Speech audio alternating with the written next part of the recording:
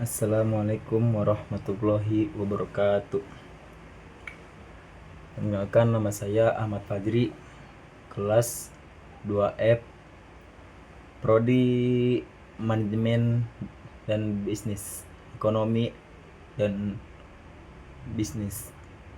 Nah, di sini kelas saya yaitu 64 12F 25.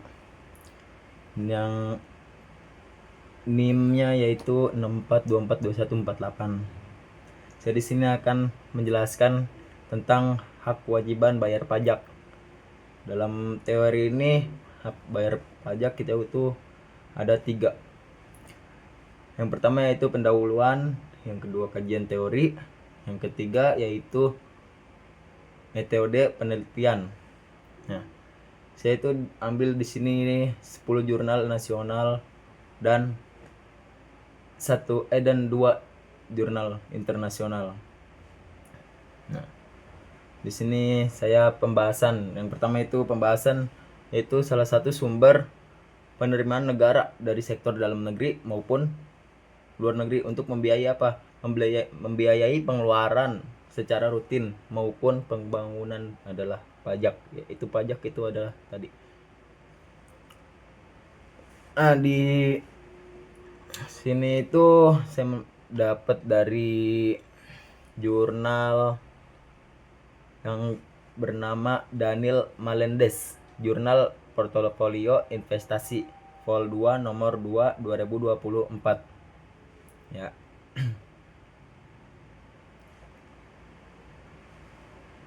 Penerimaan negara dari sektor khususnya di dalam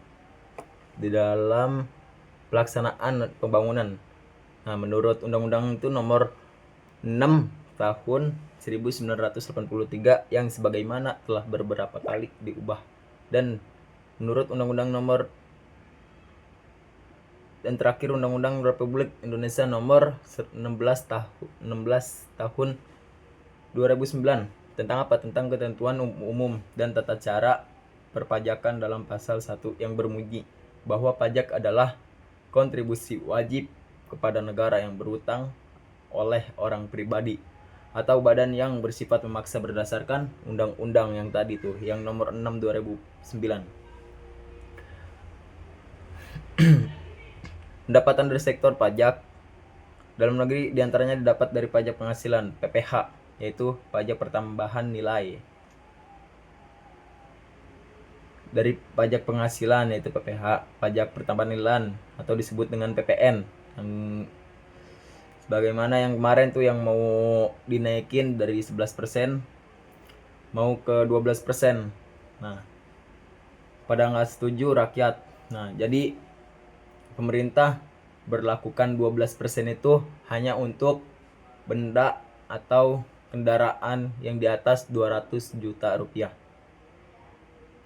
Pajak bumi dan pajak bangunan (PBB), yaitu kayak pajak bumi itu contohnya kayak batu bara, nikel. Terus pembangunan itu pembangunan kayak tanah juga kita ada pajaknya ya. Kayak bikin tanah, apalagi sekarang tuh kalau bikin tanah tuh kita harus mempunyai dana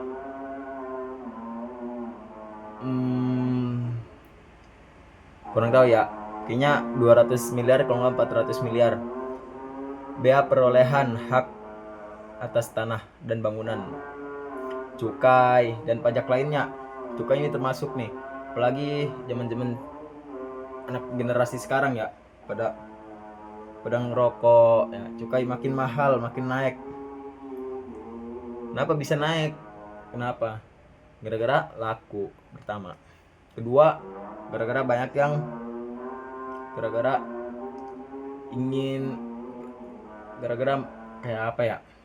menghabiskan bisa cukai. Dan pajak lainnya dalam Triana AM 2013 nomor 100 berpendapat penerimaan yaitu menjelaskan ada 2 jenis kepatuhan wajib pajak, Pertama, kepatuhan formal yang merupakan suatu keadaan di mana wajib pajak memenuhi kewajibannya secara formal sesuai dengan ketentuan dalam undang-undang perpajakan. Kedua yaitu kepatuhan material. Gimana tuh? Yaitu kepatuhan material itu yaitu keadaan di mana wajib pajak secara substansif itu memenuhi semua ketentuan material perpajakan, yaitu sesuai isi dan jiwa undang-undang pajak. Kepatuhan material juga dapat meliputi undang-undang kepatuhan formasi. Ini dari jurnal portofolio investasi yang dibuat oleh Daniel Melendez, Vol 2 nomor 2. Yang kedua yaitu kajian teori. Kajian teori itu ada apa aja? Yang pertama, definisi pajak. Undang-Undang nomor 28 tahun 2007. Pasal 1 menyatakan pajak merupakan kontribusi wajib pada negara yang berutang oleh orang pribadi atau badan bersifat memaksa berdasarkan undang-undang. Saya di sini dia mengambil jurnal dari Muhammad Nur, Jurnal Pengembangan Sumber Daya Insani, Vol 3 nomor 2 Desember 2018. Yang kedua itu manfaat pajak.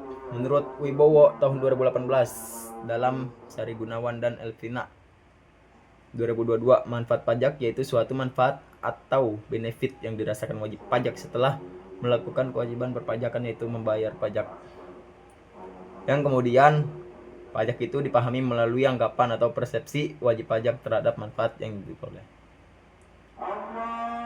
Saya mengambil jurnal yaitu dari Yohanes Immanuel dan Juan Barun Bultom, Jurnal Akuntansi Vol 3 nomor 1 2024. Yang ketiga yaitu yang C, kesadaran pajak. Kesadaran wajib pajak dilihat sebagaimana kesadaran wajib pajak untuk membayar pajak sejak tahun 1984. Nah, sistem perpajakan di Indonesia menganut prinsip self assessment, yaitu prinsip memberikan kepercayaan penuh pada membayar pajak untuk